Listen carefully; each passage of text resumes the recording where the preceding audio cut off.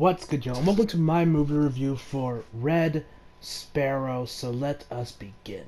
So the plot of Red Sparrow stars Jennifer Lawrence, and honestly, her best performance to date. Honestly, but I'll elaborate a little bit more on that later on in the video. Joel Egerton, Mattis Scorsese, Jeremy Irons, Jolene Richardson, Charlotte Rampling, and others.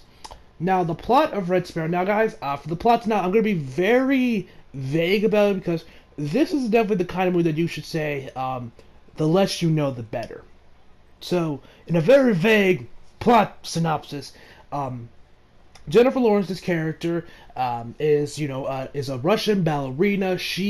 And then she later on gets recruited to this Russian agency. It's essentially like the CIA for women, where they use their bodies and their sexuality to get the information they need, no matter what the cost. And shit goes down from there. Now, as I said earlier, this is without a doubt Jennifer Lawrence's probably best performance. Now, the reason I say that is what Jennifer Lawrence does in this movie. Now, I'm not going to give away like specific details what she does, because, like I said, guys, the less you know, the better with this movie, and you guys will be really shocked what happens is what Jennifer Lawrence does, or at least her character does in this movie. But Jennifer Lawrence does a lot of, let's say, shocking scenes in this movie. I won't go any further detail than that, but Jennifer Lawrence has some major balls for doing the scenes in this movie that she did, because there are some pretty graphic scenes in this movie, and Jennifer Lawrence do them. I gotta give her props. She got some balls to do these scenes, so props to her. I mean, she is my favorite actress working, so nice to see that. And the rest of the cast was also pretty well. Jeremy Irons was great for when we saw him. Joel Edgerton was also great. The whole cast pretty much did a fantastic job, but I would definitely say Jennifer Lawrence was definitely the highlight of the movie.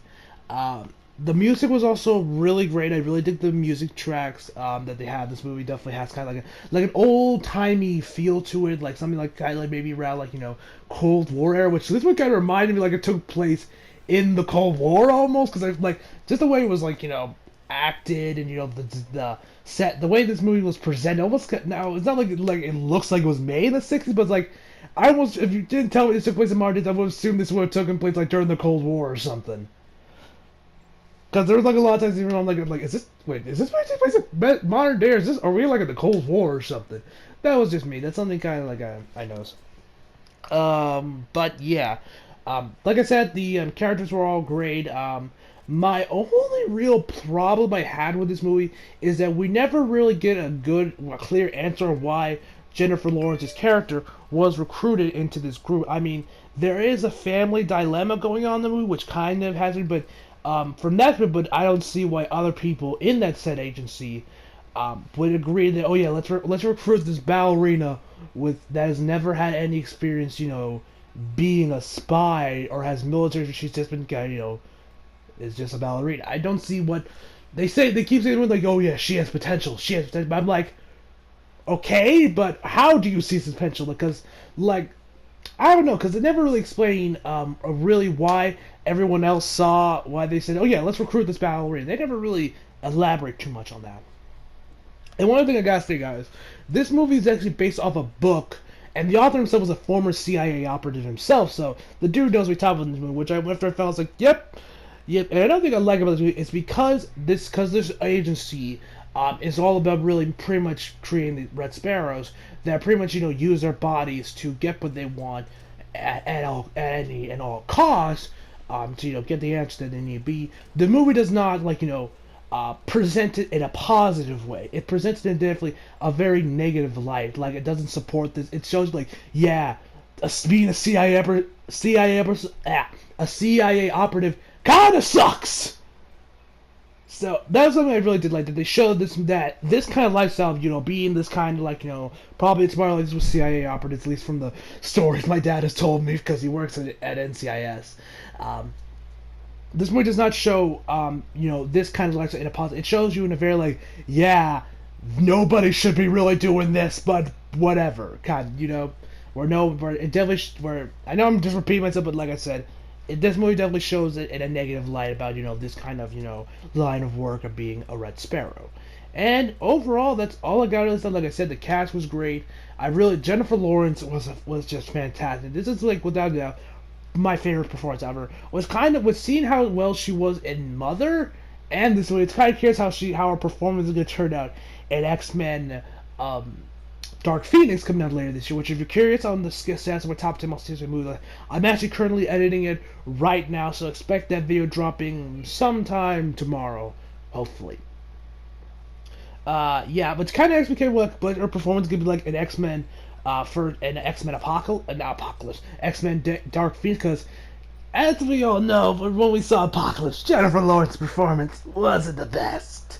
Like, she was essentially sleepwalking throughout that movie, which, I mean, I can kind of understand she's probably tired of these X-Men movies. I'm curious to see if she's gonna have put more effort into performance, but after hearing where she said that in an interview that she kind of fucked herself, because she made this agreement with like Fox or someone that, hey, I'll come back for Dark Phoenix if you get the right for Apocalypse to direct the next one, which they did, and she's a woman of her word, so they kept her in the movie.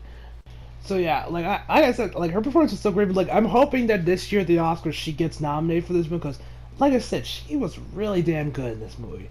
But knowing she got screwed over for Mother, and instead her performance in Mother got nominated for a Razzie, which for you guys that don't know, it's essentially the Oscars for shitty movies.